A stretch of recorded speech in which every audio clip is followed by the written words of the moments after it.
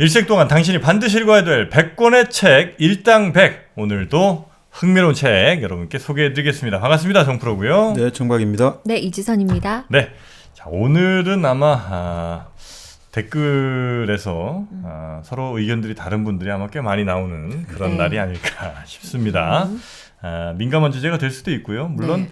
이런 과정을 거쳐서 또 우리 사회가 논의의 좀 단계 혹은 뭐 서로 싸우더라도 이렇게 좀 수준 있게 싸우는 그런 날이 됐으면 좋겠다는 네. 생각을 좀 해봅니다. 오늘 어떤 책 소개해 주십니까? 네. 요즘 영화 두 편이 이제 한 편은 이제 곧 개봉하겠습니다만 영화 두 편이 나오면서 지나간 정치 지도자에 대한 좀 향수가 다시 일어나는 것 같습니다. 서울의 봄 같은 경우는 네. 김영삼 대통령이 이제 하나를 정리한 그 업적이 다시 이제 좀 재조명되는 것 같고요. 그래서 지금까지 항상 역대 대통령 평가 순위에서 꼴찌에서 뭐 두세 번째 이렇게 김영삼 전 대통령이요? 그렇게 기록하다가 최근에 보니까 서울의 봄 개봉 이후로 많이 올라갔어요? 역대 4위로 부상을 했더라고요. 그래요? 네. 오. 보통 한 1, 2위가 이제 노무현 전 대통령, 그다음 박정희 전 대통령 이렇게 나오죠? 김대중 대통령 뭐 김대중 이런 식으로 전 대통령. 나오죠. 네. 네. 그러니까 그렇게 이제 결국 하나를 우리 사회에서 군사 정치 문화를 청산하는 것들 그게 상당히 큰 업적으로 다시 이제 부각이 된 거죠. 네. 그리고 또 하나의 영화가 지금 다큐멘터리 영화가 최근에 이제 시사회를 가졌는데요. 길이의 김대중 이런 영화가 나오죠. 내년 1월 초에 개봉한다고 하는데 네.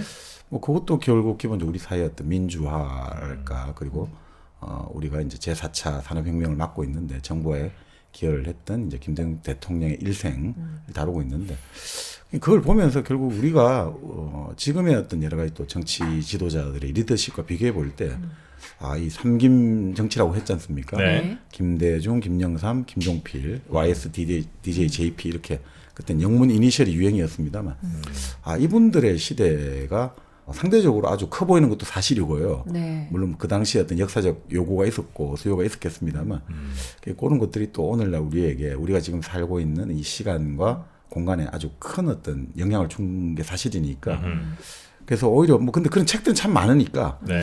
오히려 가장 삼김에서 어떻게 보면 약간 좀 중간자적인 입장에 있었고 삼김에서 두 김씨는 다 대통령을 했는데 한 김씨는 대통령을 못하고 항상 2인자만 했죠. 네네. JPOU. 그렇죠. 그래서 바로 이제 운정 김종필 총재의 김종필 정언록이라는 책이 있어요. 네. 직접 본인이 쓰신 거예요? 예전에 중앙일보 팀하고 예. 같이 해서 중앙일보에서 정리를 한 거죠. 그러니까 이건 뭐 정언록이니까 직접 정언을 했다 이렇게 몇 봐도. 살 때 하신 거예요, 김종필? 이거는 결국 이제 김종필 총재가 1926년에 태어나서 2018년에 사망을 했는데 네. 거의 뭐 돌아가시기 한 3, 4년 전 이렇게 연재가 됐던 걸로 기억이 합니다. 네. 그래서 뭐 80 다 돼서 이제 거의 뭐 90 다 돼가지고 그런가요? 예, 그렇게 네, 보시면 네, 될 것 같아요. 80을 훨씬 넘으셔서 네네. 기록된 것 같습니다. 네. 김종필 증언록. 네네. 네, 요 책. 그렇죠. 지난 한국 현대사에 네. 많은 얘기들이 들어있겠군요. 그렇죠. 근데 뭐 그걸 다 할 수는 없고 이 김종필 정언록에 흔히 말하는 YS 그리고 DJ와의 어떤 관계들 그런 것들 평가들. 그러니까 공교롭게도 이분은 두 정치인하고 아주 서로 같이 한번 만났다가 헤어졌다가 이 관계를 되풀이한 사람이잖아요. 예를 들어서 1992년 대통령 선거 때는 김영삼 당시 민주당 후보를 밀어가지고 대통령 당선에 공헌을 했고 네.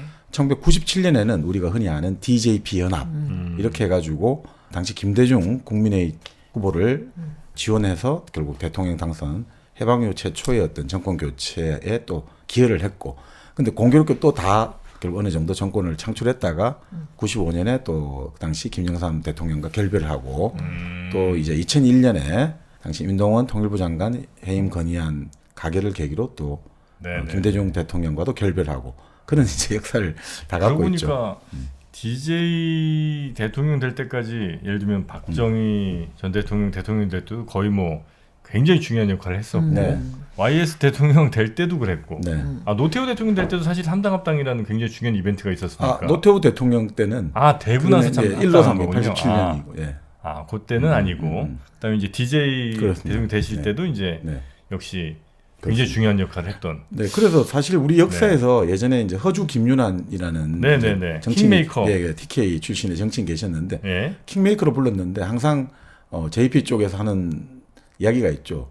진정한 원조 킹메이커가 누군지 보여주겠다. 사실은 실제로 진정한 킹메이커는 어떻게 보면 이제 JP가 아닌가. 진짜 킹메이커다.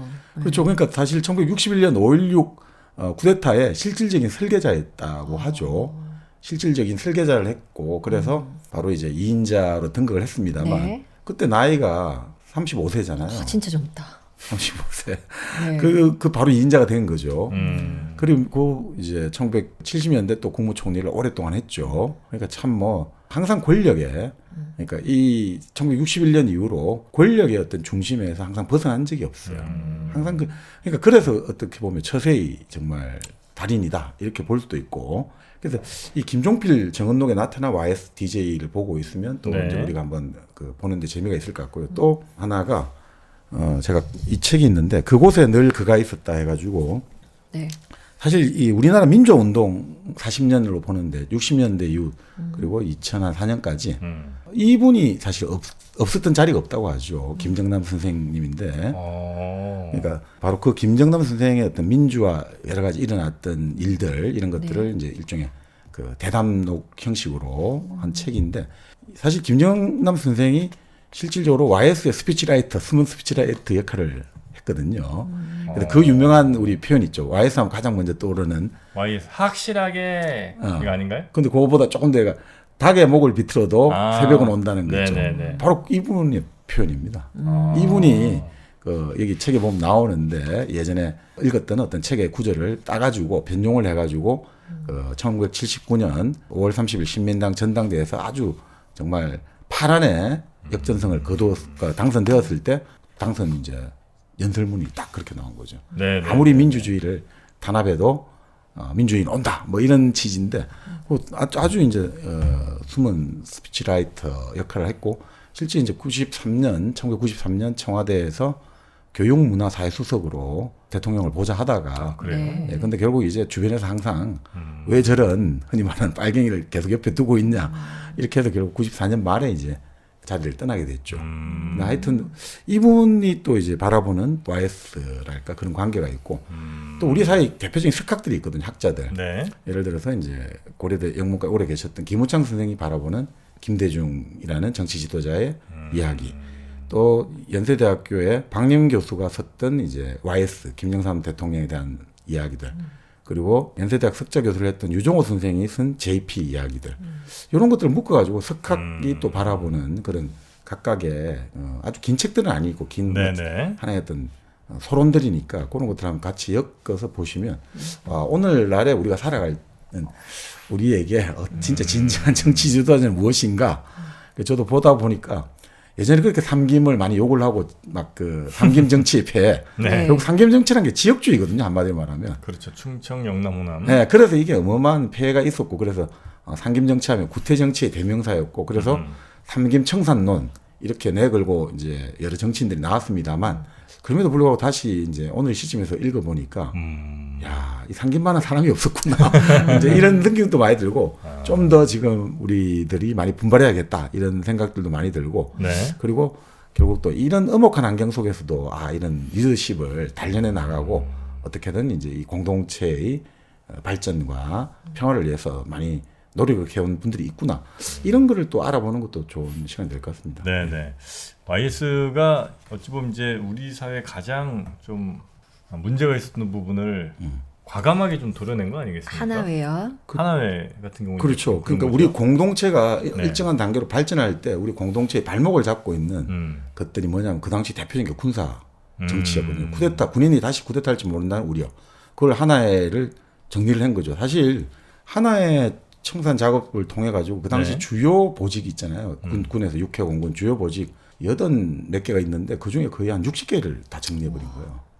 그러니까 얼마나 이게 심각한 일이었겠습니까? 네네네. 특히 군인들은 어릴 때부터 사관학교에서 같이 동질적으로 성장해 갖고 이렇게 왔는데 갑자기 이런 것들을 청산한다고 할 때 이 사람들의 어떤 반발이랄까 이런 건 우리가 충분히 예상할 수 있는 거죠. 네네네. 그리고 그걸 통해서 결국 한 1000명 정도의 군인이 거의 뭐 장교가 정리가 됐단 말이죠.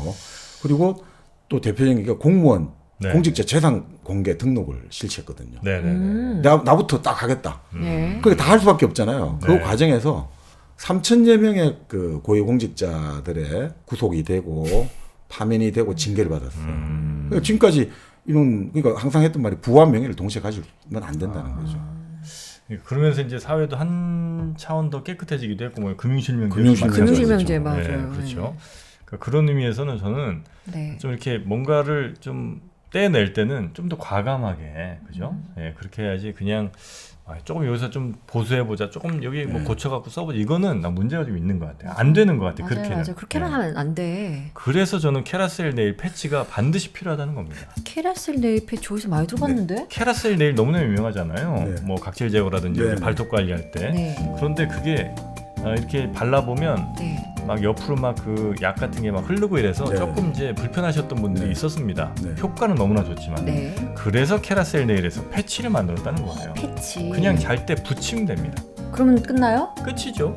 네, 한번 붙이고 나면 그냥 마치 예전에 약을 잘 발라서 거기다 이제 보관했던 것처럼 네. 그 패치의 효과가 네. 지속이 된다는 거고요.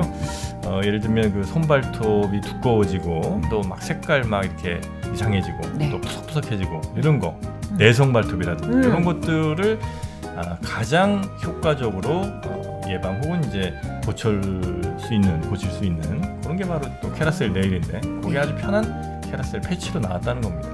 저는 발톱마다 다 붙이려고 그래요. 아 이제. 그래요? 아빠 각질놀이 하고 싶어. 이거 이제 못해요? 각질놀이 끝! 아 이 녀석아! 캐라셀 네일 패치가 왔잖니. 네.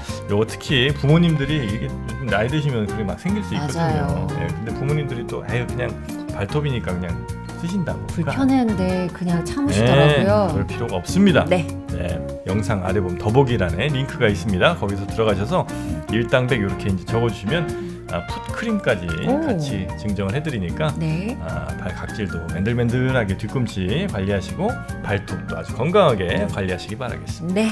아유 시원합니다.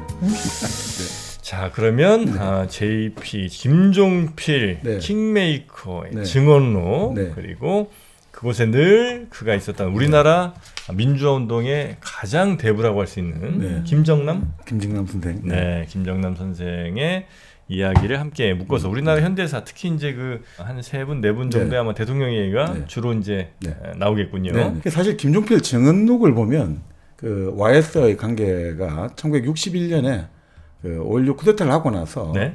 이제 그 다음에 여기서부터 이제 우리가 영문 이니셜을 쓰든지 아니면 김영삼, 김대중, 김종필 이렇게 사실 존칭을 안 붙이는 게 역사적으로 공인이 되신 분들한테는 그렇게 하는 게 맞거든요. 네, 그렇게 쓰도록 하겠습니다. JP, 네, DJ, JP, 네, YS. 네. 그러니까 사실은 YS와 어떻게 처음 이제 관계를 맺었느냐.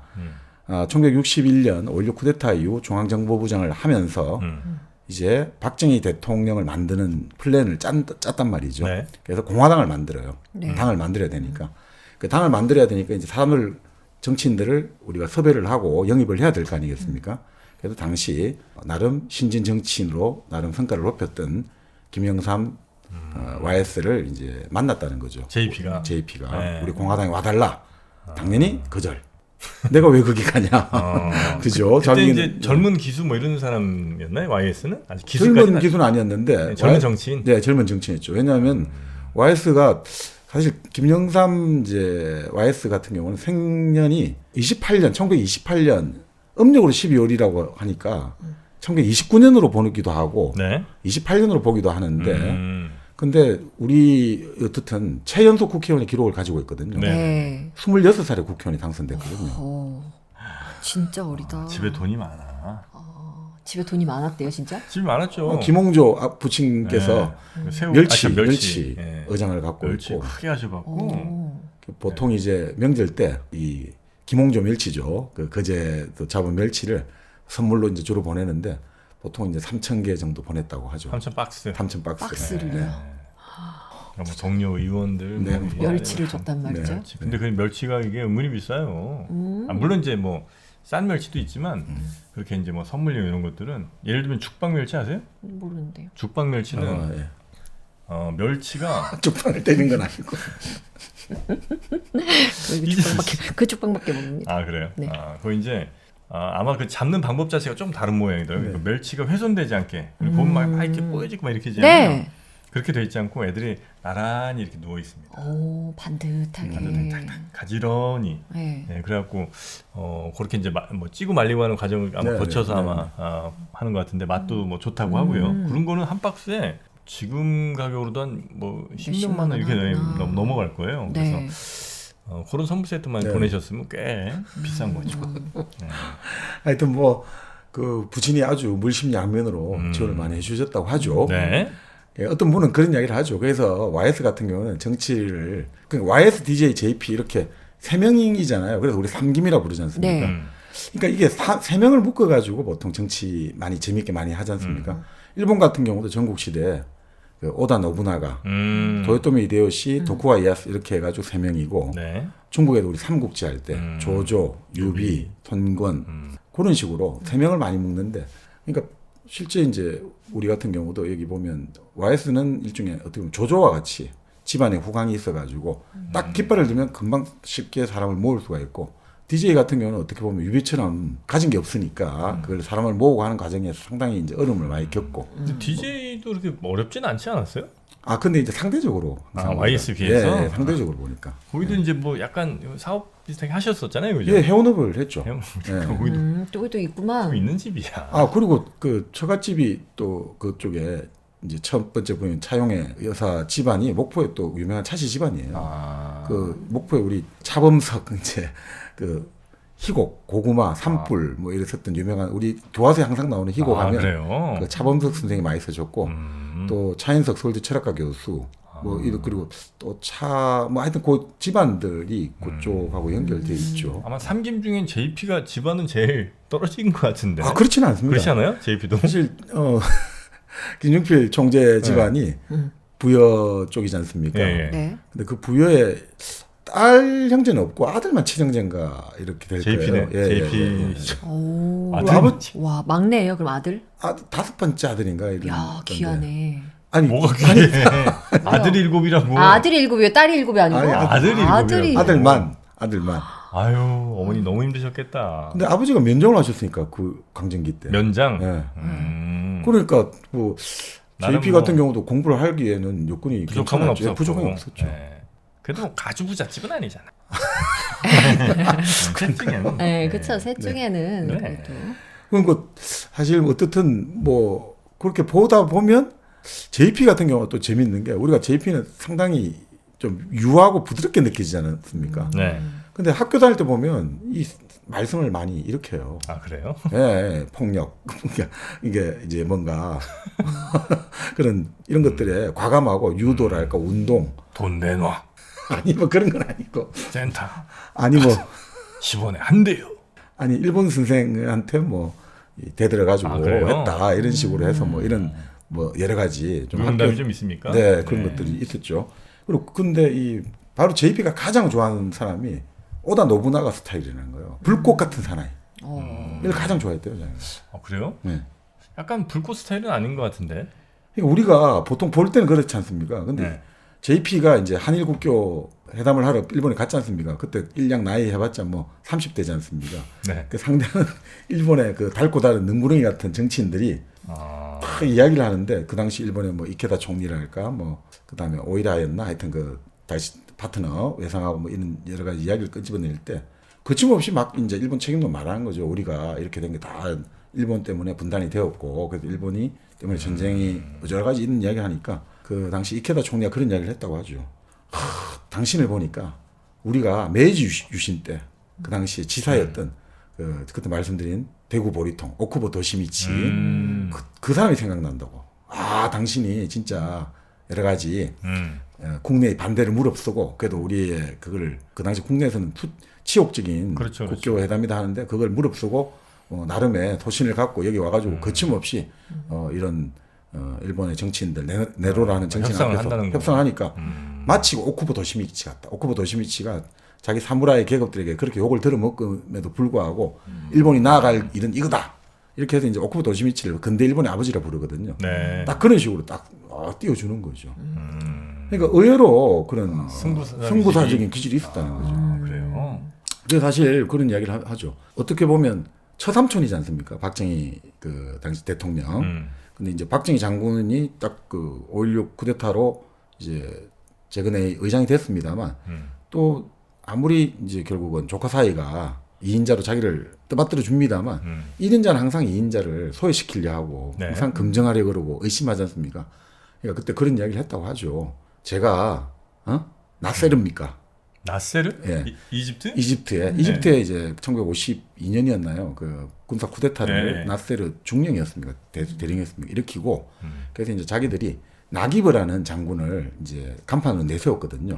그래서 한 몇 년 가다가 결국 나세르가 나기브를 숙청하고 대통령이 되거든요. 네. 그러니까 한간에서는 야 이게 JP가 결국 박정희를 밀어내고 나세르가 되는 거 아니냐. 그러니까 그런 식으로 보십니까? 이런 식으로 이제 뭐 하기도 하고 했다고. 실권자라고 생각을 하기도 했었군요. 예.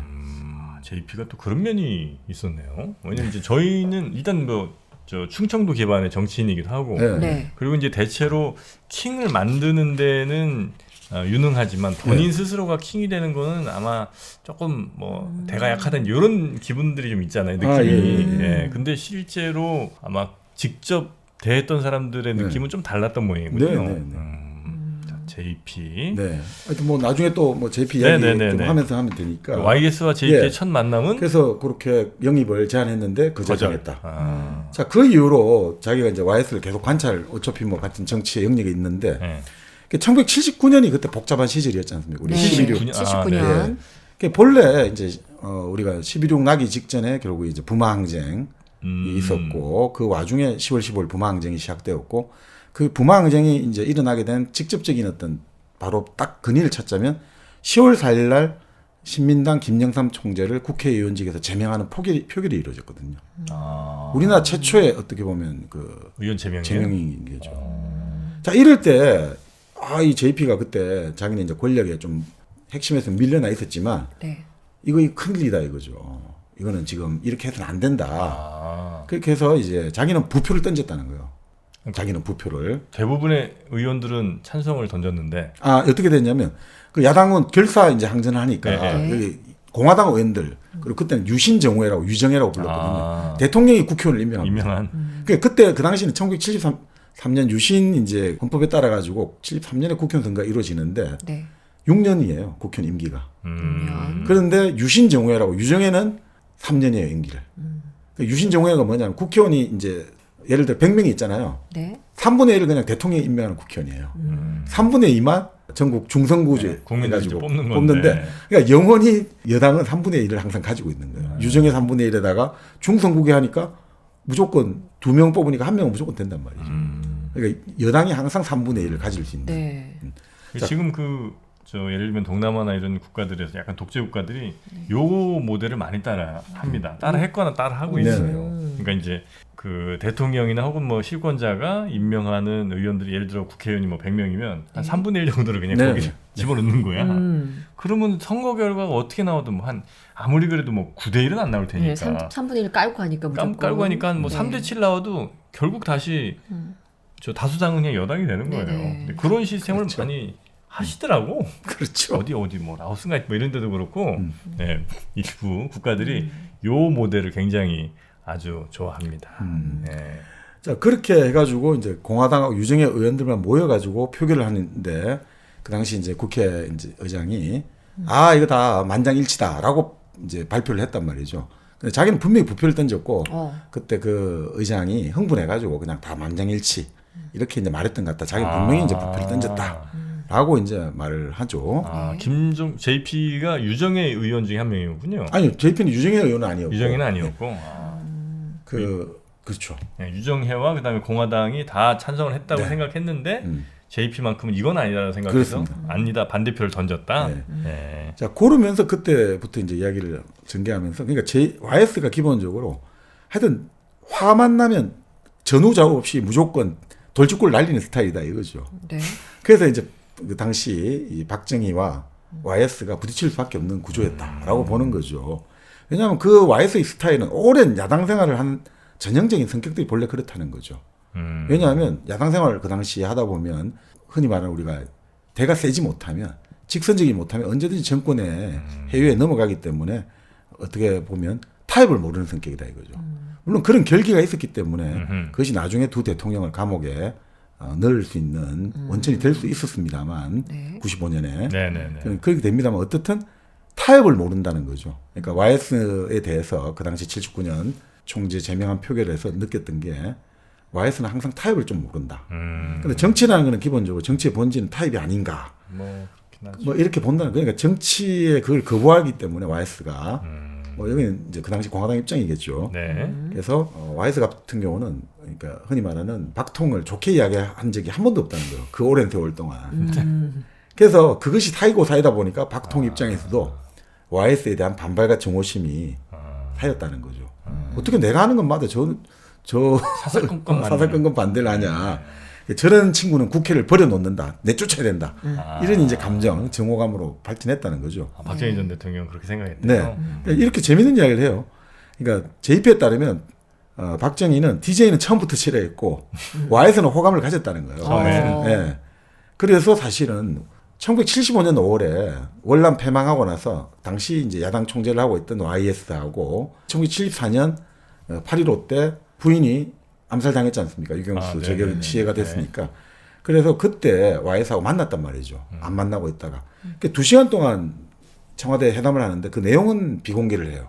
그래서 그때부터 이제 YS는 또 사쿠라다.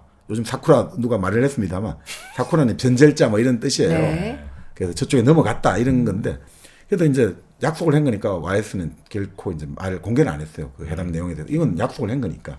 한 2시간 동안 했고 그러니까 그때는 관계 좋았다는 거죠. 75년도. 예, 75년이 당시에 박정희 대통령이 직접 그 청와대 현관 앞까지 걸어놔서 배웅을 해주고 잘 헤어졌는데 문제는 이제 76년에 야당의 전당대회가 열렸는데 당권이 YS에서 이제 이철성이라는 또 유명한 정치인이 있습니다. 소속 이철성에게 이렇게 넘어가 버렸어요. 네. 이렇게 넘어가 버리면서 이제 그 당시 소속 이철성은 중도 통합론이라는 자기의 정치적 트레이드 마크를 가지고 나왔어요. 우리 한국, 남한, 대한민국이 지금 이런 남북한 대결 구도에서 우리가 극단적으로 각을 세우기보다는 중도로 통합을 해야 된다. 한마디로 말하면 정권에 협조를 해주자. 이렇게 이제 되는 거죠. 그래서 1979년 한 5월까지는 계속 이렇게 가고 있으니까 세상이 조용했던 거죠. 야당이 그렇게 세게 반발을 못하니까 되게 조용했어요. 그렇지만 이제 물밑에서 계속해서 이제 그런 흐름들이 반발 흐름들이 쌓이고 있었던 거죠. 특히나 이제 우리가 아시다시피 1977년에 이제 부가가치세가 도입되고 세금이 갑자기 이제 10% 올라가는 거죠. 네. 그게 또 이제 79년 여러 가지 오일 쇼크도 나오고 경제가 안 좋아지기 시작해요. 이제 중화공업을 엄청나게 육성했는데 그것들이 이제 과잉 생산이 돼가지고 경제가 전체적으로 안 좋아지게 되고 그 와중에 당시 이제 1979년 5월 30일 날 신민당 전당대회가 열리거든요. 네. 이게 누가 권력 가지는 아주 중요해졌지 않습니까? 네. 이제 계속해서 이철성이 가지느냐 아니면 YS가 다시 그 당권을 탈환하느냐. 자, 그럴 때 이제 여기서 또 우리가 흔히 말하는 중앙정부가 개입을 하죠. 그래서 뭐 여러 가지 개입을 하는데 결국 중앙정부의 개입은 실패로 돌아가는 거죠. 왜냐하면 YS가 성공을 한단 말이죠. 근데 어떻게 성공하냐면 이게 또 재미있는데 본래 YS와 DJ는 정말 왜 그러니까 이거는 이호 여사의 말씀입니다만 이호 여사의 책을 보면 이렇게 나와요. 하늘은 어떻게 해서 같은 시기에 YS와 DJ 이 두 사람을 동시에 냈는가? 삼국지에서 많이 보던 네, 얘기가. 그만큼 원망스럽다 이거죠. 그러니까 상당히 이제 같은 이제 완전히 서로 완전히 대비가 되는 캐릭터고, 그리고 완전히 서로 이제 라이벌 의식이 어마어마하게 강하고, 그러다 보니까 여러 가지 이 두 명이 거의 뭐 평생의 라이벌을 지탱해 왔지 않습니까? 네. 그래서 이제 대표적인 사건이 1968년에 당시에 야당 총재인 우리나라 헌법을 기초했던 현민 유진호 박사가 원내 총무죠. 요즘 원내 대표라고 하는데 그때는 원내 총무입니다. 네. 원내 총무로 아주 어떻게 보면 선수도 낮은 김대중 의원을 딱 지명하거든요. 이 사람을 이제 원내 총무 시키겠다. 네. 네. 그러니까 YS가 거기 확 이제 흔히 말하는 화가 난 거죠. 그래서 딱 한마디 남긴 거죠. 인준 받기 쉽지 않을 거요. 딱 된 거예요. 그래서 결국 YS 쪽이 협조를 안 해줘가지고 결국 다음날 의원총회에서 인준을 받아야 했는데 인준 실패를 해버린 거예요. YS 쪽 그리고 몇 달 후에 YS가 그 자리를 차지하게 되는 거죠. YS가 한 방을 딱 먹였죠. 근데 이제 그때부터 어떻게 됐냐면 DJ는 그렇구나. 이게 내가 지금 의원들을 상대해가지고 하는 건 한계가 있구나. 그래서 뭘 봐야 되겠냐? 원내 세력들을 포섭해야겠다. 그때부터 원내 위원장들 있죠. 네. 원내 지구당 위원장들한테 공을 들기 시작해요. 뭘 바라봤느냐? 1970년에 이제 71년 대통령 선거를 앞두고 70년에 대선 후보를 뽑아야 되거든요. 네. 그거를 이제 노린 거죠. 그 와중에 1969년에 당시 김영삼 이제 잘 나가던 김영삼 의원이 네. 40대 기술론을 들고 나옵니다. 40대 기수로 많이 들어봤다. 네. 이제 우리가 패기차고 활기찬 40대가 대통령이 되어서 이 야당이 대통령을 가져야 된다. 네. 그때 생각해 보세요. 28년 나이인데 69년이란 말이죠. 우리 나이 42, 41살이죠. 네. 예를 들어 지금 현재 현 정권이 도입한 우리 기준으로 하면 40세 몇 개월 딱 근데 해야겠다 이렇게 된 거예요. 근데 처음에 당시 야당의 총재를 했던 유진산 총재는 구상유치 이런 그때 한자를 좋아하거든요. 네. 구상유치 젖비린내 난다. 젖비린내 난다 입에 아직도 젖비린내 난다 했지만 이게 갑자기 쇠를 받기 시작하는 거예요. 왜냐하면 당시 DJ 그리고 소속 그 이철성 이런 40대들이 같이 하자 된 거예요. 진짜 우리가 해야 된다. 이러면서 갑자기 이게 바람이 일으켜가지고 40대들이 쫙 터지게 나오기 시작한 거죠. 당시 DJ 같은 경우는 나이가 지금 이제 공식적인 나이는 1924년생이에요. 근데 그 당시에는 25년생이다. 이렇게 이제 좀 나이를 약간 젊게 조금 뭐 한두 살 했다고 하는데. 네. 그러니까 그렇게 따진다 하더라도 나이가 여전히 젊지 않습니까? 그죠? 한 뭐 그래 봤자. 둘셋. 예, 44, 다섯 정도인데. 네. 자, 그렇게 해가지고 이렇게 되면서 이제 결국 1970년 대선 후보 이제 경선이 벌어지지 않습니까? 네. 그 와이스는 이제 완전히 자신을 했죠. 왜냐? 자기가 될 거라고. 네, 왜냐하면 당시 총재 네. 유진산 총재하고 제휴를 해갖고 이미 줄을 다 잡았다 이거죠. 다 끝났다 게임은 다 끝났다 이거죠. 그런데 이제 DJ 쪽에서 원회를 공략을 했고 네. 누구를 이제 공을 들였냐면 바로 소속 이철승 그 세 번째 후보를 공을 네. 들인 거예요. 근데 1차 딱 경선을 하니까 아무도 과반을 얻지 못했어요. 1위는 이제 YS가 했지만 네. 이 2차 경선을 앞두고 이제 바로 DJ하고 이철승하고 제휴가 이루어집니다. 그래서 YS가 나중에 막 원망을 하는데 네. 아니 나보고 우리가 남이가 했다고 막 뭐라 하지 않느냐 지역주의 조장한다고 야 지역주의 먼저 한 거는 이쪽이야. 바로 1970년 이때 네. 자기들끼리 우리가 남이여 시방 이렇게 했다는 거죠. 왜냐하면 DJ는 전남, 네. 소속 이철승은 전북. 그러니까 우리가 남이여 시방 이렇게 했다고 이제 시방을 붙는구만. 시방 우리가 남이요. 그렇죠. YS는 이제 그렇게 주장을 합니다. 그렇게 해서 이철승 표가 이쪽으로 박아버린 거예요. DJ 쪽으로. 그렇게 해서 2차에서 결국은 역전이 돼버렸어요. 그러니까 완전히 YS는 이제 내가 다 된 줄 다 된 줄 알았는데. 알았다가 완전히 막판에 이렇게 그냥 추락을 해버렸고 이제 모든 초점은 스포트라이트는 DJ에게 몰려가는 거죠. 네. 자 그렇게 해서 이제 서로 이제 그 지점에서 또 잘 풀면 되는데 이런 거죠. YS 입장에서는 아니 내가 그래도 나의 DJ의 성공이 당선이 나의 당선이고 뭐 이렇게 해줬는데 그래서 자기에게 선거대책본부장을 제안할 줄 알았다는 거죠. 근데 또 딴 사람한테 가요? 근데 아무런 이야기가 없더라 이거죠. 그래서 그 당시 아주 유명한 집회가 1971년 대선 유세 때 네. 장충단 공원 유세가 있거든요. 100만이 모인 거예요 그 당시에. 와 진짜 사진 한번 보면 진짜 바글바글 엄청 많더라고요.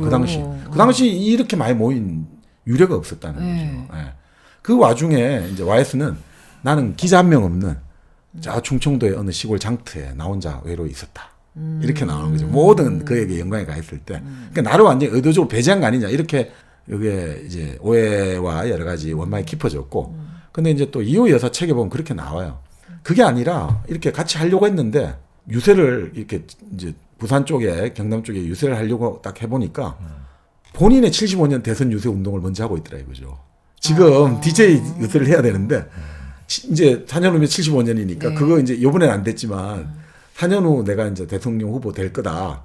이 유세를 하고 있더라. 그래서 당시 야당 지도부에서 도저히 곤혹스러워가지고 결국 이순으로 뺐다. 이건 누구 말이 맞는지 모르죠. 그렇게 해가지고 또 이제 관계가 한번 틀어지게 되는 거죠. 자, 지금까지 조금 이제 정리를 중간에 하자면. 네. 네. 그래서 결국 이제 이 YS와 DJ가 1968년 야당 원내 총무 그리고 1970년 대선 후보 경선 그걸 앞두고 서로 이제 1승 1패 1합을 주고받았고 네. 그런데 그 이후에 이제 유신헌법이 열리고 이러면서 이제 이런 당권들이 일종의 YS가 당권을 빼앗기고 이철승이라는 사람의 중도 통합론이 야당을 지배하면서 정권과 야당 사이에 큰 충돌 없이 진행되어 가다가 1979년에 더 이상 이제 이렇게 안 되겠다. 여러 가지 이제 사회적 상황들, 경제 상황이 안 좋아지면서 1979년 5월 30일 날 야당 전당대회가 열리는데 그때 YS가 이철성을 제치고 완전히 역전을 하게 되는데 그것을 가능하게 했던 사람이 바로 DJ가 지원을 해준 거예요. 이제 우리가 이 유신 정권을 네. 끝장내기 위해서는 우리 YS를 지원해가지고 우리가 YS를 야당 대표로 만들어야 된다 해가지고 결국 또 둘이가 크게 손을 잡았던 거죠. 그 와중에 이제 선명성이랄까 타협을 모르는 YS 이런 사람들이 이런 어떤 캐릭터가 그 79년에 아주 이제 요청될 수밖에 없었고 그것이 결국 이제 JP가 말하듯이 YS는 네. 타협을 모르는 성격이었고 그것이 야당의 전형적인 정치 지도자의 상이었다라고 이제 봤던 거죠. 자, 그래서 이 과정 속에서 결국 이제 정권 타도를 선언해가지고 결국 이제 정권에서는 YS를 제명을 시키고 그 와중에 부망쟁이 일어나고 그 부망쟁이 수습을 둘러싸고 11.6이 일어났고 그러면서 이제 전국은 혼돈 상태로 꼬여지기 시작했다는 거죠. 네네. 그 YS와 DJ가 이제 아주 젊은 정치인으로 야당 그렇습니다. 야권에서 네. 서로 막 각축전을 벌이면서 성장을 막 굉장히 많이 한 성장을 하고 거죠. 있어요. 네, 하다가 네. 뭐 일합을 이제 주고 받고 서로 1승 1패 좀 비슷하게 하다가 이제 결국은 YS로 갔는데 네. 그런데 이제 YS의 그 꺾이지 않는 약간 좀 그때 워낙 또 나이도 젊고 했었으니까 네. 그냥 뭐 불도저처럼 밀고 가는 이게 도저히 정권 차원에서는 안 되겠다 싶어서 그렇습니다. YS를 이제 제명을 시키고 그렇습니다. 예, 그리고 나서 이제 거기에 대한 반발로 부망쟁 이런 거 일어나고 그 다음에 또 결국은 이게 11월까지 이어지는 이런 상황이 좀 된 거군요. 그렇죠. 자, 그런데 그 이후에는 우리가 이제 서울에 보면서 말씀을 드렸으니까 네. 그 중간 과정은 이제 뭐 충분히 아실 거고. 네. 그래서 JP 같은 경우는 결국 이제 그 당시에 한 달 반 정도 네. 그 당시 보안사에 끌려가서 여러 가지 이제 신문을 받고 음흠. 풀려나고 그 이후로 1983년에 이제 미국으로 나가기 시작합니다. 이제 일종의 망명은 아니고 네. 미국에서 좀 장기간 체류했다가 한국에 한 번씩 들어오고 이런 식으로 일종의 망명 아닌 망명 생활을 하게 되는 거죠. 네. 네. 이 와중에 1983년 10월에 귀국하니까 YS가 연락을 자기한테 하는 거죠. 내가 지금 민주화 추진 협의회 민축을 만들 거니까 당신도 동참하시오. 근데 예전하고 좀 바꿔졌죠. 1961년에는 자기가 공화당에 동참하시오 했는데 YS가 거절했지 않습니까? 네. 이번에는 자기가 이제 사양했다는 거죠. 아 JP가 JP가 사양했다는 거죠. 그렇죠. 그러네요. 근데 사실 또 DJ 쪽에서도 자기가 이제 84년 7월에 네. 네. 미국에 다시 출국에 있으니까 DJ 쪽에서도 그 당시 DJ는 사형 선고를 받았다가 결국 이제 미국으로 출국을 해가지고 거기서 이제 결국 망명 생활을 하고 있었던 거죠. 네. DJ 쪽에서 또 같이 한번 우리 만나자 제안을 하는데 그것도 거절했다는 거죠. 왜 거절하는 거예요? 그러니까 YS의 제안 거절했던 거는 어차피 당신들하고 내하고는 살아온 경로가 다르고 궤적이 다르고 그리고 나는 박정희 대통령의 사람이고 당신은 박정희 대통령을 타도하지 않은 사람 아니냐. 그러니까 그렇게 만나는 거는 지금 아닌 것 같다. 네. 라고 했다는 거죠. 그리고 그 이후로 이제 결국 1987년 대선을 80일 남겨두고 이제 JP는 정계 복귀 선언을 하거든요. JP가요. 네네. 왜 그랬냐면 대통령이 되겠다는 게 아니라 1988년 4월에 총선이 있으니까 이제 총선에 나서기 위해서 당을 만들어야 되니까 이제 했던 거죠. 그때 대선 후보로 나오지 않았어요? 나왔습니다. 나와가지고 8.1%를 득표했죠. 네. 맞아요. 그때 이제 우리나라에서 거의 유일하게 4명의 주요 후보가 나오는 네. 때가 그때 아닌가 싶은데. 그래서 1로 3김이라 불렀죠. 아 맞아요. 1로 3김. 그래서 1위 노태우 전 대통령이 30몇 프로, 34, 5%이 정도로 네, 뭐 1등했죠. 34% 정도. 네. 33.7%. 예, 하여튼 34% 정도. 예. 네. 자, 그래서 JP는 대선 승리보다는 이제 그 뒤에 있을 총선을 노리고 네. 정계 복귀를 전격적으로 그렇습니다. 선언을 하고요. 그래서 1988년 총선에서 이제 우리가 아는 여소야대가 된 거죠. 네, 여수야대. 말 그대로 민정당 네. 1등. 근데 뭐 130석 정도밖에 안 돼요. 평민당이 이제 70석 이상을 가져가고 통일민주당이 59석, 신민주공화당도 뭐 한 20 몇 석이었나 하여튼 30석 가까이 됐거든요. 평민당이 이제 DJ 그 맞습니다. 평민당이고 YS가 통일민주당, 통민당, 예. JP가 신민주공화당. 네네네. 자, 그래서 어떤 사람은 이건 황금 분할이다. 황금 분할이다. 이거는 누구 하나도 지 맘대로 할 수 없고 협력을 해야 되니까. 황금 분할이고 그때 이제 서로 한국 정치는 정말 대화 타협의 정치가 그때 이루어졌다. 아, 오히려. 예. 그렇게 하면서 자기는 어떻든 이것들에 있어가지고 좀 이 정치에 뭔가 여유와 네. 눈치를 가지기 위해서 상당히 노력을 했다 보는 거죠. 그래서 결국 뭐 그 이후로 이제 아시다시피 3당 합당이 벌어지고 네. 그 3당 합당 과정에 애초에 청와대에서는 자기가 먼저 제안했다고요. JP가 노태우 대통령한테 야 우리가 합당합시다. 합당을 해야지 당신이 북방 외교를 난 뒷받침해주고 싶소. 이건 진짜 잘하는 정책이요. 네네네. 자, 뭐 그런 물론 이런 것도 있겠죠. 합당을 하면 나한테 기회가 오겠지. 뭐 내 말고 별 사람도 안 보이니까. 근데 당시 청와대 박철원 정책 보좌관이 아니 하려면 차라리 YS하고 다 해가지고 크게 합시다. 이양 이양할 거. 아니면 DJ도 같이 끼웁시다.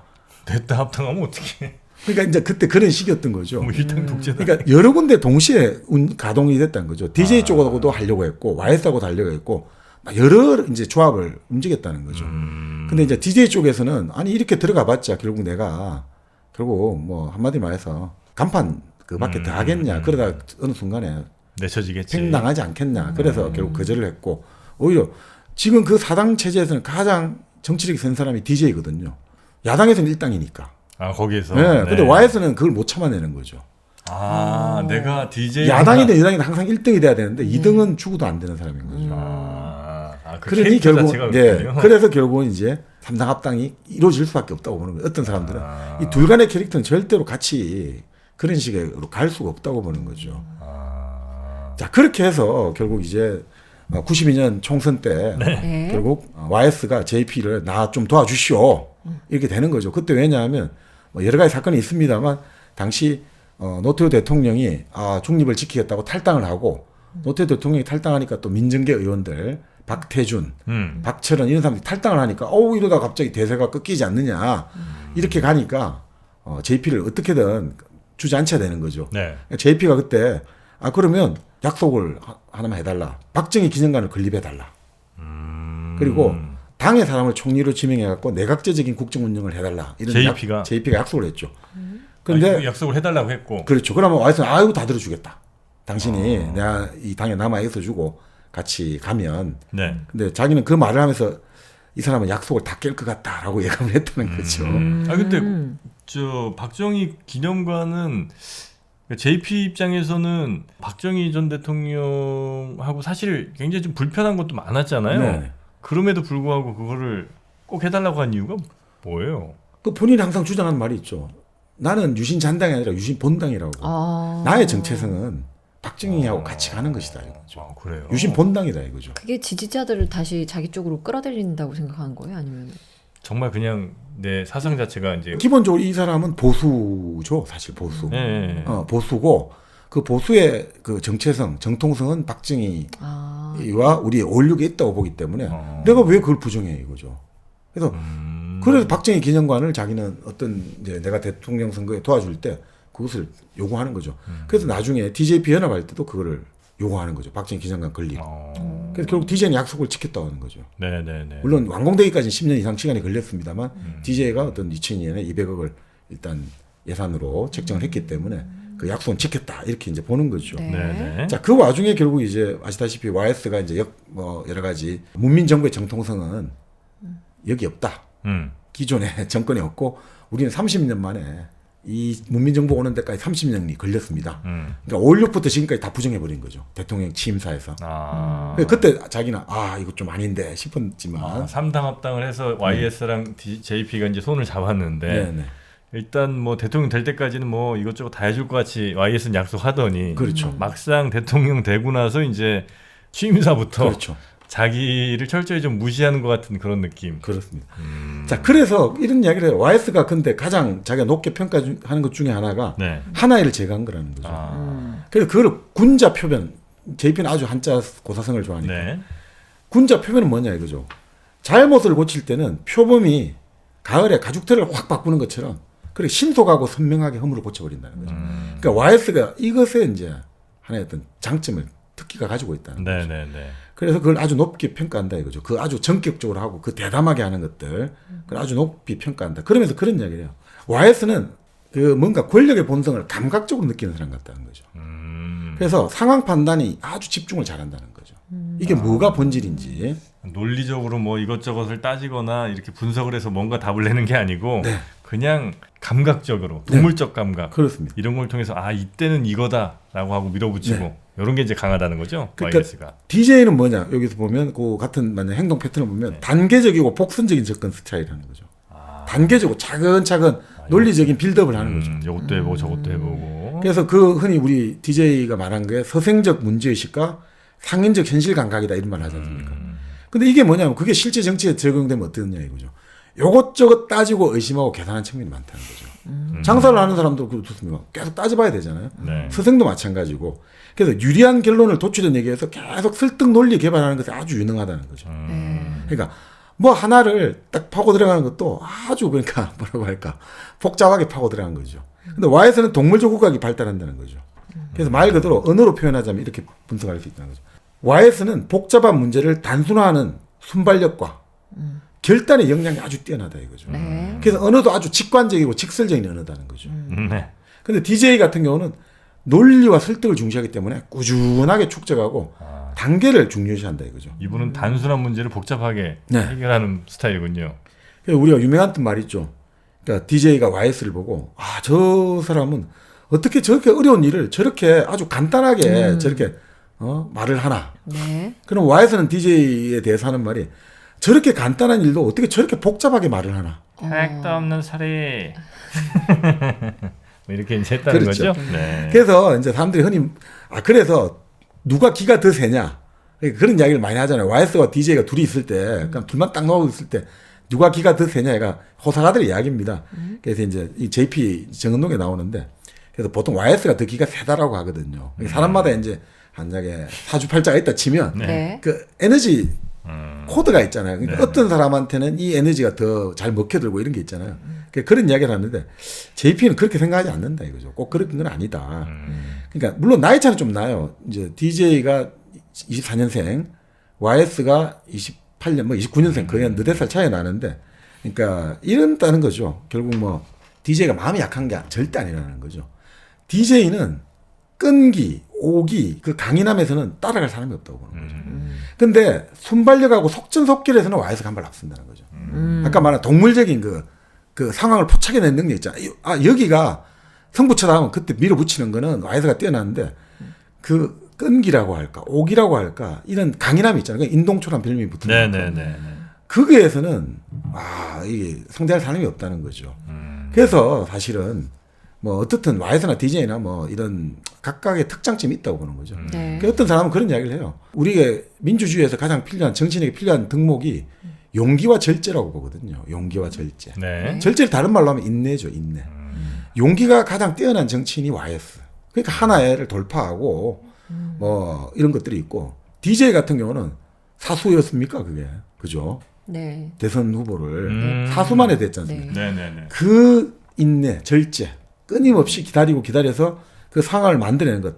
그래서 또 남이 할 수 없는 일을 한다는 거죠. 그렇죠. 그런 면에서는 이런 둘 다가 이런 것들이 상당히 이제 특장점이 있다. 그러니까 이런 것들이 잘 이제 둘이가 위기 상황에서 이 두 명의 리더십이 시너지를 내는 게 1986년 이제 전두환 정권 때 일을 예를 들어요. 네. 당시에 직선제 이제 개헌을 하겠다고 서명 운동을 시작하자 했거든요. 그러니까 85년 총선에서 이제 야당이 바람을 일으켰어요. 그래가지고 이제 완전히 그 당시 그 정권에서 만들어 놓은 관제 야당, 민한당 이런 당들이 다 해체가 돼 버렸습니다. 자, 그걸 가지고 이제 1986년에 자, 이제 이런 간선제 제도 없애고 이제 대통령 직선제를 하자. 서명 운동을 하자 했는데 YS DJ가 만난 거죠. 만나가지고 자, 직선제 개헌 서명 운동을 해야 되는데 자, 그러니까 DJ가 100만 명 정도 이렇게 하면 어떨까? 그러니까 YS가 택도 없는 소리. 1000만은 해야지 이런 거죠. 그러니까 DJ가 아니 그 1000만이란 거에 우리 인구가 지금 몇인데 1000만이 되냐 이거 논리적 접근하니까 YS 했던 말이 이거죠. 누가 세어보기를 하나 이거죠. 그럼 누가 다 세어볼 기고. 일단 딱 일을 할 때는 저질러 보고 보는 거다. 일단 딱 지르고 보는 거지. 1000만 딱 해야지 이게 확 오는 거지. 그런 식의 뭔가 정말 어려운 상황에서 뭔가를 꿰뚫어내는 이런 것들은 다른 사람이 정말 하기 힘든 상상력은 좀 그런 기질은 좀 있다는 거죠. 뭔가 승부사, 뭔가 이렇게 좀 남들이 상상하지 못하는 거, 뭐 이런 건 이제 그걸 뛰어넘는 뭐 이런 것들이 이제 과감하게 밀어붙이고 이런 거는 YS가 확실히 그 부분에서 좀 앞섰다. 네. 네. 그러니까 이런 것도 이야기를 해요. 물론 YS는 그 당시 대통령이기는 했습니다만 1995년에 이제 우리가 그 당시 박계동 의원이 국회에서 내 에스카 등계 지금 뭔 줄 압니까 해가지고 대통령 비자금 문제가 터졌지 않습니까?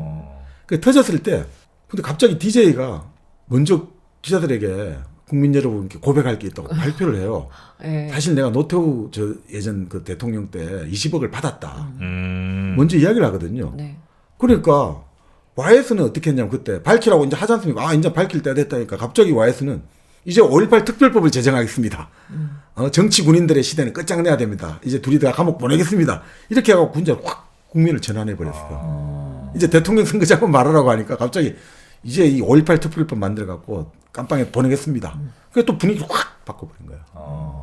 이게 표면하고 이런 걸 그러니까 참 뭐 흔히 말하는 이 패러다임 전환이라고 해야 될까? 요즘 말로 하면 그 아젠다 세팅이 아주 능했다는 거죠. 물론 이제 그럴 만한 힘도 있는 자리에 있었으니까 더뭐 그다음에 언론하고 그만큼 관계가 좋았던 거죠. 네. 그러니까 흔히 그런 이야기를 해요. YS가 하는 실수나 YS가 하는 모든 건 애교로 받아주는데 DJ가 하는 건 하는 것마다 욕을 한다는 거죠, 사람들이. 그게 이제 결국 언론과의 문제 아니었나. 아, 멸치. 왜요? 멸치가 왜? 멸치가 또 여러 곳에 배달되지 않겠습니까? 아, 배달됐다고? 네. 아니 멸치 말고 차라리 그냥 저 사과 같은 거 네. 만약에 하셨으면 참 좋았을 텐데. 그러니까요. 사과 박스가 더 크죠. 사과 박스가 그것도 얼마나 맛있습니까? 네. 멸치는 뭐 국 끓일 때 쓰지. 사과는 그냥 늘 먹잖아요. 맞아요. 네, 그 사과 중에 제일 맛있는 사과는요. 은하수 사과. 영주 은하수 사과. 아, 영주 은하수 사과. 네, 은하수. 네. 갤럭시 애플이죠. 네, 갤럭시 애플. 영주 은하수 사과에 사과도 맛있고요. 사과를 또 즙으로 만들어낸 거 있고요. 네. 예, 그리고 도라지 배즙도 있고요. 아, 배 또 갑자기 먹고 싶어. 배가 옛날에는 천연 그 양치질 재료라고 또 볼 수 있어요. 양치에도 도움이 돼요? 왜냐면 이제 배 같은 경우 알갱이 같은 것 좀 있잖아요. 네. 그 친구들이 이렇게 약간 치아를 살살살살 긁어주면서 예, 천연 양치질을 해줬다. 네. 이런 얘기들 하더라고요. 예, 그만큼 우리 전통 과일들 또 많이 있으니까요. 예, 영주 은하수 사과에서 사과, 배, 또 다양한 과일들 네. 이렇게 맛보시면 어떨까 싶습니다. 네이버에서 영주 은하수 사과를 검색해 주세요. 네. 자, 결국 이제 JP는 YS를 같이 이제 그 쭉 한번 95년 탈당, 민주당을 탈당할 때까지 같이 겪어보면서 드는 네. 생각이 이 사람은 정말 자기 중심적이다. 음, 그러니까 내가 받은 돈은 괜찮고 남이 받은 돈은 저거는 범죄. 어떻게 보면 그런 거. 내가 받은 정책은 옳은 거고 남이 받은 돈은 저건 나쁜 돈이야. 라는 게 너무 좀 강하다. 나는 이유가 있어 이렇게. 그렇죠. 그래서 그렇게 이제 평가하지만 물론 남이 그래서 감히 하기 힘든 일을 파천왕의 일을 하는 그런 뭔가 새로운 거를 돌파해내고 이런 것들은 아주 높게 평가하고 이렇게 하는 거죠.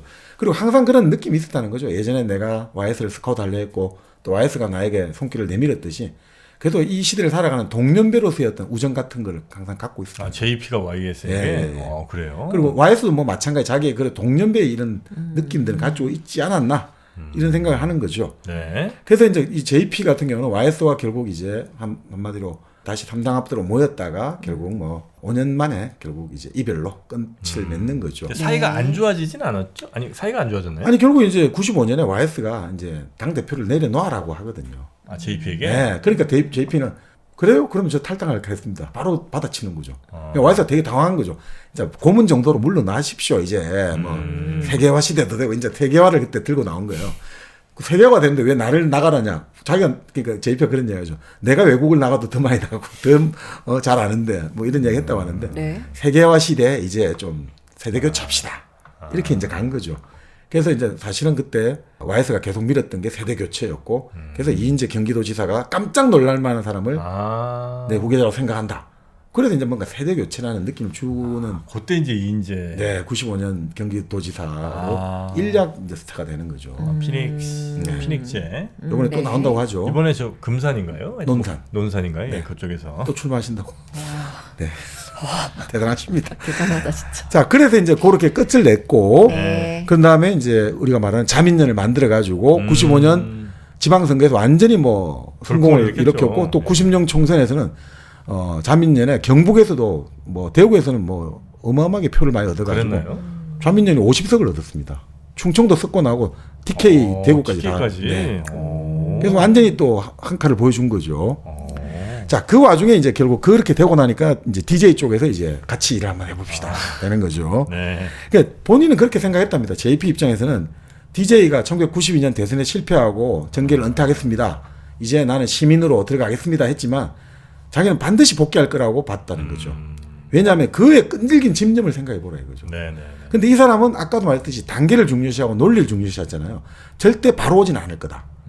예상대로 93년에 이제 영국으로 출국해서 좀 어느 정도 연수를 하다가 94년에 복귀해갖고 제일 먼저 아시아 태평양 평화재단 아태재단을 만듭니다. 아 맞네요. 그래서 뭐 평화 리더십 아카데미를 만들고 그 다음에 뭐냐 95년에 이제 이 지방선거를 앞두고 서울시장을 반드시 민주당이 이겨야 된다.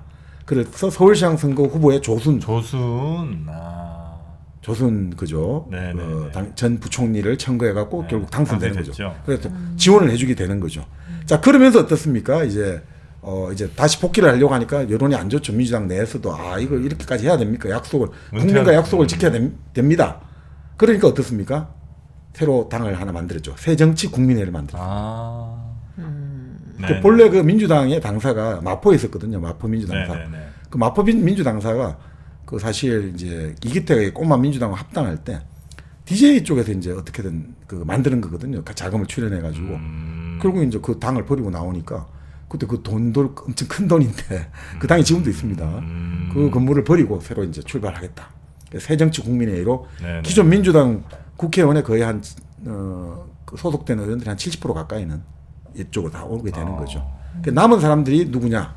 우리가 아시다시피 이제 김원기 국회의장, 노무현 의원, 꼬마 민주당, 유인태 의원, 이철 의원, 뭐 그 재정구 의원. 그래서 이 사람들이 결국 96년 총선에서 실패하고 나서 만든 게 하로동선 고깃집이죠.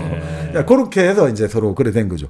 자 그래서 이제 결국 96년 총선에 결국 92년 총선에 우리가 거의 100석 가까이 얻었고 이번에 95년 지방선거도 이겼으니까 96년 총선에 내가 멋지게 이겨가지고 이제 다음 대통령 선거에 나 당선될 거야 했는데 96년 총선에서 그 당시 새정치국민회가 완전히 이게 어떻게 보면 꺾여버리거든요. 그랬나요? 79석밖에 못 얻어요. 79석밖에 못 얻어요.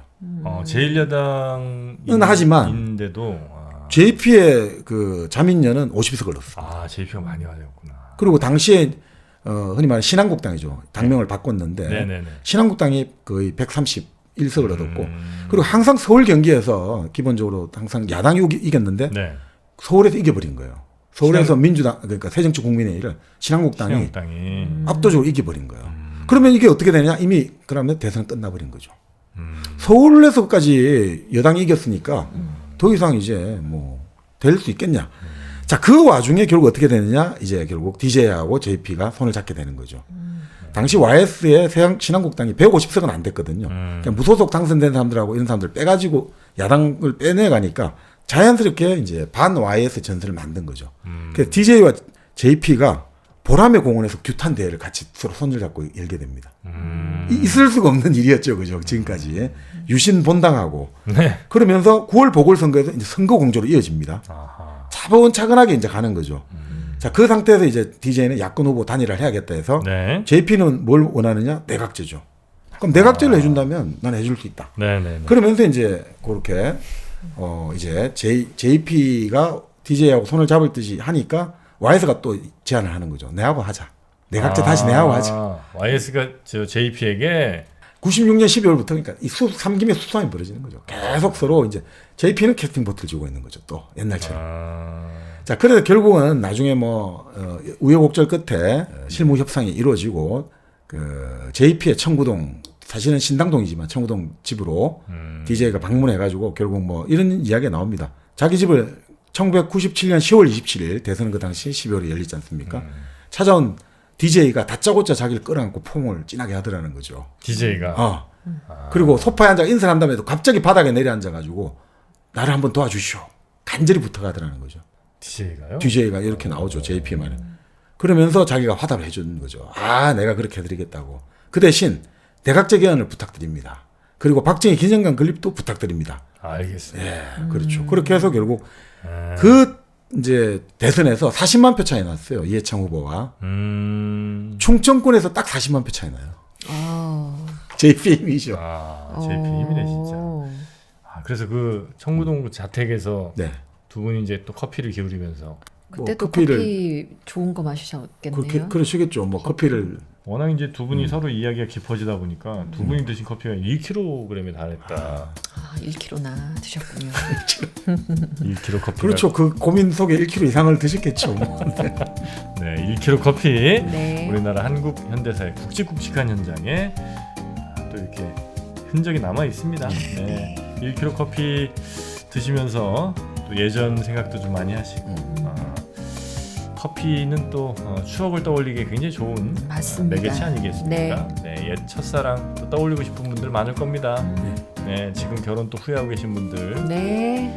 1kg 커피 드시면서 옛날 생각도 좀 하시고요. 네. 1kg 커피는 일당백과 함께하고 있습니다. 포털 사이트에서 1kg 커피 검색하셔도 되고요. 1kg 커피 앱을 다운로드 받으시면 편하게 주문하실 수가 있습니다. 정프로님 여기 왜 스티커 붙였어요? 아, 오늘 주사 맞았어요. 여기까지 하겠습니다. 아, 그러실래요? 고맙습니다. 자, 여기서 JP가 결국 가장 궁금한 게 이거였죠. DJ는 과연 약속을 지키냐? 그리고 공산주의자인가? 사람들이 항상 용공시비가 끊임없이 일어나지 않습니까? 공산주의까지 갑니까?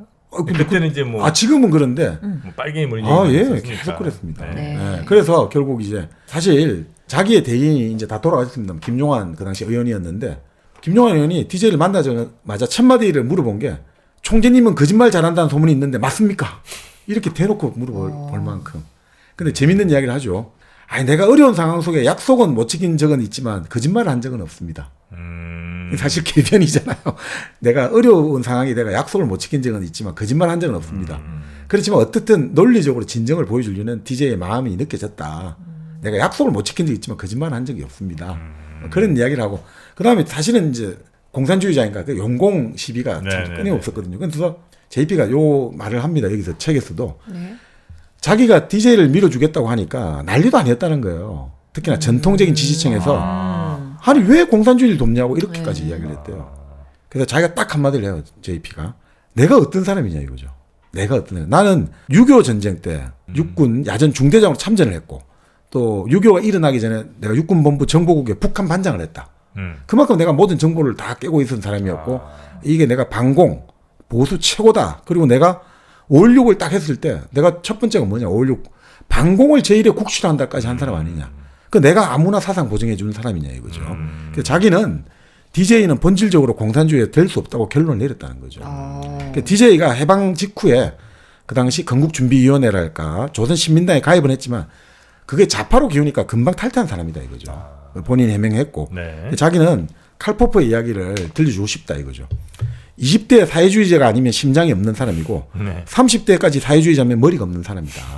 그러니까 심장이 있을 때 20대는 그 좌파의 이상의 꿈을 꾸게 되고 근데 30대 이제 사회의 현실을 알게 되면 그건 아니라는 걸 알게 된다. 그러니까 DJ가 사상 왜 이렇게 논쟁에 휘말리게 됐을까 자기가 고민을 해보니까 다른 게 아니라 1971년 대선 때 4대국 보장론을 대선 공약으로 내걸었다는 거죠. 남북한에 전쟁을 일으키지 않기 위해서 당시 소련, 중국, 일본, 미국이 이제 보정을 해주자. 이런 걸 하면서 사람들이 이게 저게 말이 되느냐. 지금 무슨 빨갱이들하고 손잡자는 거 아니냐. 이런 이제 오해를 근본적으로 본인이 일으켰다라고 되고 특히 유신 이후에 이제 일본이나 미국에서 민주운동을 하기 위해서 그 한민통이라는 조직을 만들어요. 한국민주회복 통일촉진국민회. 근데 이 한민통을 만드는 과정에서 JP의 이야기입니다. 그 과정에서 조총련의 지원을 받았다고 본다는 거죠. 그래서 이게 결국 신군부가 DJ에 사형선고 내리는 구실이 됐지만 자기가 여러 가지 검증을 해본 결과로는 직접 북한에게 돈을 받은 것 같지는 않다. 돈을 받은 건 아니다. 다만 한민통 일본 본부를 결성하면서 조총련에 약간 도움이 있었던 건 사실 같다. 그렇지만 DJ는 결코 결정적인 선을 넘지 않았다. 그래서 DJ를 용공분자다 뭐 이런 거는 틀린 소리다. 경우에 따라서 오히려 DJ는 공산 세력을 이용한 측면이 있다. 그래서 용공이라고 할 때 용이 공산주의자를 용인하는 게 아니라 이용한다는 건 있다 이거죠. 그래서 뭐 이런 이야기까지 해요. 노벨 평화상 수상을 했는데 그것도 좀 북한을 이용한 측면이 있다. 이런까지 이야기해요. 그러니까 절대 북한을 뭐 받아들 이런 건 아니다. 이용하려면 이용했지. 그래서 특히 자기 같은 경우는 김대중 납치 사건 때 죽다가 살아났는데 그때 그 사람이 그 기자회견하고 할 때 얼굴에 상처 난 거 보면서 가슴이 아팠다. 박 대통령으로 인해 난 상처는 내가 박 대통령의 후임을 자임하고 있기 때문에 내가 그 상처를 씻어줘야 된다고 난 생각했다. 그래서 나는 이 사람을 도와줘야 된다고 생각했고 그리고 실제로 DJ가 대선 직전에 동작중 묘지를 가서 박정희 대통령 묘소를 참배했다. 그것은 뭐 여러 가지 표를 얻으려는 뭐 계산도 있지만 자기가 볼 땐 정말 허투루 하는 뭐 이런 게 아니었다. 그 분명히 그랬다. 과거를 묻고 앞으로 박정희 그분의 공정만 생각하겠다. 이런 이야기도 하고 또 여러 가지 DJP 연대를 앞두고 이제 좀 분위기를 만들어야 되니까 박정희 대통령이 이제 국가와 혁명과 나라는 이제 5.16 이후에 뭐 하여튼 박정희 대통령 이름으로 나온 책이 있어요. 네. 그 책을 재출간했단 말이죠. 1997년에. 그럴 때 참가해가지고 역사적 평가를 한단 말이에요. 박정희 대통령의 공도 있다라는 역사적 평가를. 그러니까 진심이 묻어나더라 이거죠. 그래서 그런 이야기 하죠. 와에서는 끝까지 박정희 인정을 안 했다는 거죠. 끝까지 인정 안 했다는 거죠. 박정희의 공 자체를 인정 안 했고 네. DJ는 일단 자기가 논리가 섰잖아요. 이렇게 하기 위해서. 그러면 그래 박정희 대통령의 공이 있다라고 생각하면 그걸 인정했다는 거죠. 승복할 줄 아는 사람이었다는 거죠. 그럼 마음 먹기가 쉽지 않았을 것 같은데. 그렇죠. 그래서 이제 결국은 DJP 연대가 예전에 YS 때 있을 때보다는 잘 되었다 이거죠.